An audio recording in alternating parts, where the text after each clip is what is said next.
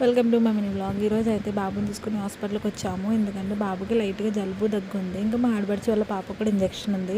ఇంకా చెకప్కి రమ్మన్నారని చెప్పేసి వచ్చేసామన్నమాట అందరం కలిసి.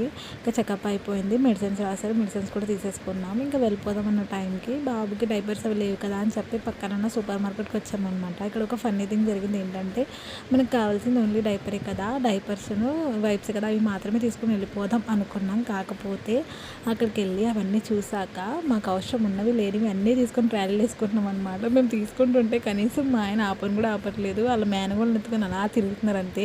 అప్పటి వరకు బిల్లు ఎంత అవుతుందని ఐడియా కూడా లేదు ఎవరికి. ఇంకా ఇక్కడేమో బిల్ కౌంటర్కి వచ్చాక అందరం జోక్స్ వేసుకుంటున్నాం అనమాట. బిల్ ఎంత ఉందో ఏంటో, ఎవరు కడతారో ఏంటో, స్పాన్సర్ ఎవరైనా జోక్స్ వేస్తున్నాడు మా ఆయన.